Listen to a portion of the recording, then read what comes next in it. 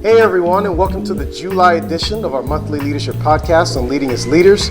I'm your host, Avery Nesbitt. Hey, as you can see, we're somewhere a little different today. We are actually in Managua, Nicaragua, and we are here at the Casa de Vida, the LifeLink Ministry Home, the House of Life, and I'm here with Brooke Walls. She's the Executive Director of LifeLink International. And Brooke, thank you for joining us on the podcast. Thank you for having me, Avery. I'm excited. Hey, listen, you've had a very varied career path. You've spent over a decade in healthcare management, overseeing medical professionals all over the country who took care of hundreds of medically fragile children. And all of that you've done, making sure that case management is going well, making sure that people are being taken care of who aren't necessarily right in front of you, but are stretched out all over the U.S. In something as important, but also as delicate as healthcare and especially children. How has that different, or how has that prepared you for your role now as the Executive Director of LifeLink, the school with 450 children who are all just trying to get an education right here in a nation that may or may not put the highest value on childhood education? How has that role prepared you for this role? Well, I think when I started my career in management, I kind of stumbled into it. Okay. I was working and no one would take the job, and they said, "Will you be the next director?" And I said, "Sure." So I had to learn very quickly that I had to just learn the ropes on my own. Gotcha. So I decided what type of leader I wanted to be. And I knew that I loved taking care of people. That's why I got into healthcare. And so I said, you know what, I want to be the type of leader that people want to follow because they respect me and because they trust me. So I feel very strongly that trust is a foundation that you have to have no matter where you go. Yeah. And I think that's different here, or the same. So building trust is very important. It's important to me. And I think that has helped me in this position because really even though I was working with children in very high-risk situations, it's very similar to what we do here. So the children that we work with are living in deplorable conditions. They have very bad home lives. And of course, I'm working with a team of people who are also living, in this environment. The teachers and the staff. The teachers, the staff, and even our missionaries. It's a different culture. I always managed remote employees, so I thought that it would be very easy for me. And then I realized that it's not. Wow. So the first thing I did was, I think I came in, I decided that I wanted to get to know everyone and really build that trust. And that's kind of how we started out. So you say that you want to be the kind of leader that people want to follow. And Yes. the first thing you went for is trust. Now, we hear that a lot, that trust is a sort of foundational piece of a team, of teamwork. How do you build trust in your current role?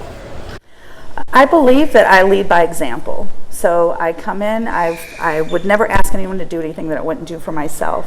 So I came in and I just hit the ground running. I started working, I started getting to know the people, getting to know their stories, made my story available, and made myself available to them. I think that people want to be valued and they want to be heard. So the first thing I did was I wanted to understand what were the concerns here.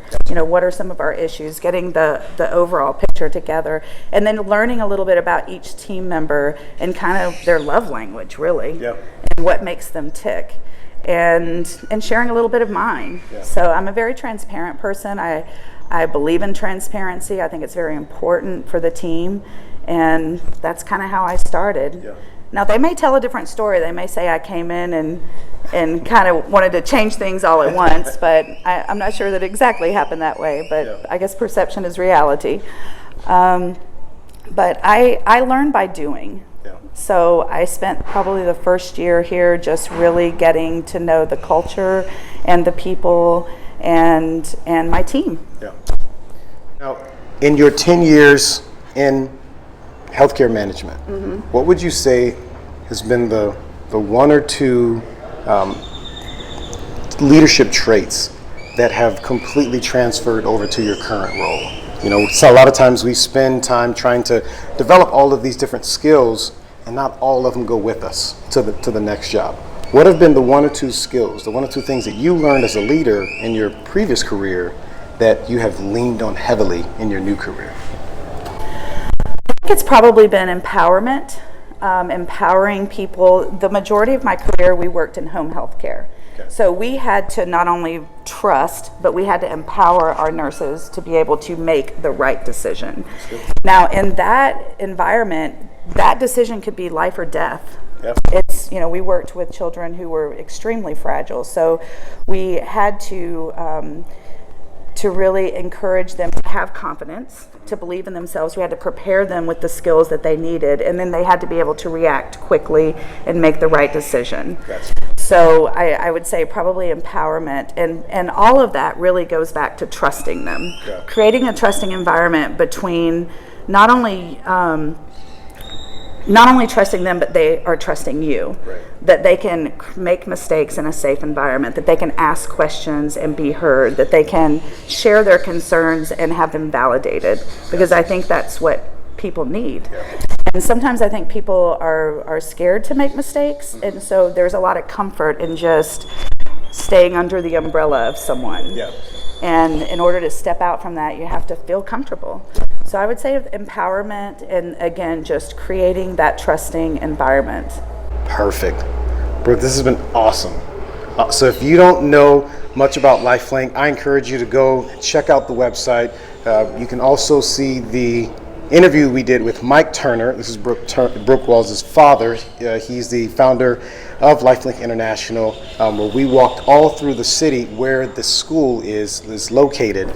You can look at that interview for just everything that LifeLink stands for. Brooke, thank you so much for joining us on the podcast. You can subscribe to us on iTunes or Stitcher. You can join us on leadingasleaders.com for additional content, and hopefully something we've said today helps you as you're leading as leaders. Bye, everyone. Bye.